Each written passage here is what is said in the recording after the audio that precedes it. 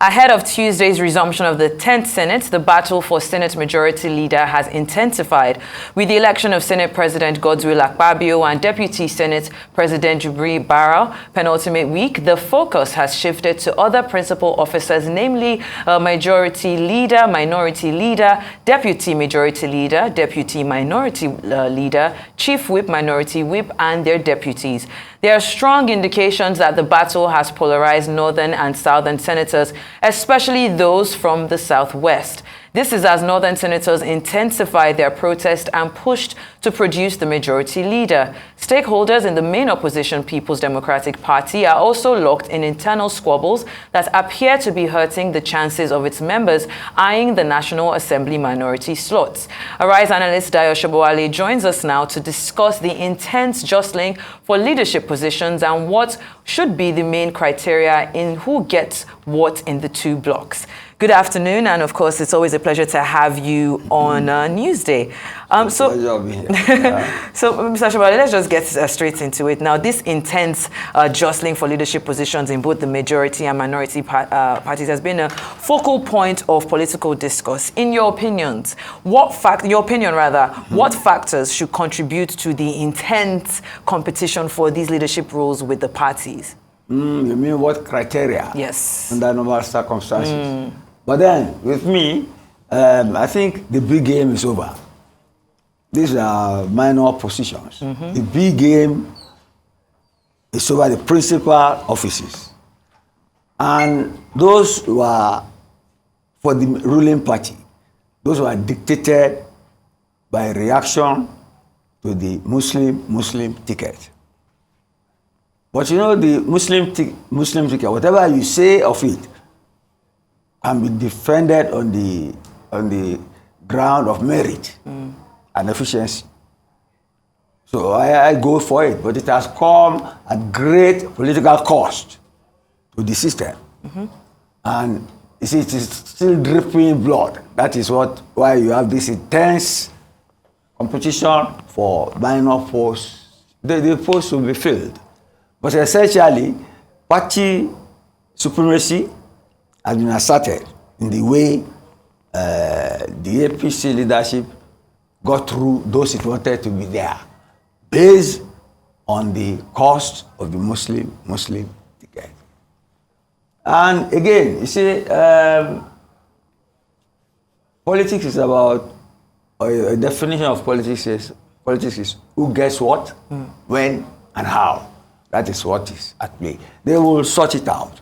But I'm happy that they are doing it in a peaceful atmosphere. That is what politics is all about. In the past, people will have come to blows. Some people will have resigned. But so far, so good. What I've seen in action is that those, even who you see are carrying luggage of economic, financial malfeasance from any zone, they push themselves forward boldly, which means people are always looking for opportunities to get bigger posts, either in the polity or in the party. It is a nice thing. But then, at the end of the day, integrity matters, competence matters, and those things should not be set aside. Essentially, the Muslim, I keep on stressing it, it's based on efficiency and merit. All right. Okay. Yes. Permit me to say, if that passes, I'm okay with it. Yes. All right. You mentioned something which is quite key, talking about those who had been fingered in administrative malfeasance, financial malfeasance, EFCC products. Yes, and it's almost like within the caucus or within the circuit of the National Assembly, be it the upper or lower chamber, they are thick as thieves. Understand? They are thick as thieves, as they say. Understanding that they would always want to protect their own, and those with great influence will get to the forefront. And at the end of the day, the essence of having representatives at that level is almost defeated, because people are self-seeking, people are after personal agenda as against trying to be a representative, be a voice for the people. How does personal politics erode the whole process of the National Assembly? And how can we get it right to ensure this becomes the main thing, the main focus? Representation and not personal ambition. Yes, ambition. At any cost. But let me answer your question. Okay. You see, politics yes. is about morals and values. In Nigeria? Anywhere. Anywhere in the world. Anywhere. This body is there to make laws for the rest of us, essentially. And the laws evolve from the tradition and custom of any society. That's the sociological background of lawmaking. Yes. You get me now? So these people have been elected. You get me? And they represent their own people. It is not their fault that they are who they are. But you see, if you say a guy is a thief and people vote for him, what is wrong with that? If people deserve the leadership, they get. But people question some of the electoral processes. So it's not like is it? What are you up to now? Are you questioning the process or the leadership that emerged from the process? They are two different things. No, because a lot of people will say that some of these people that are being chosen or some of these people that are being elected, it's not the will of the people. That electoral malpractices sometimes play into some of these processes. You have to go and create your own process. This is the process we have on hand to select our leaders. You get me? Morality. You see,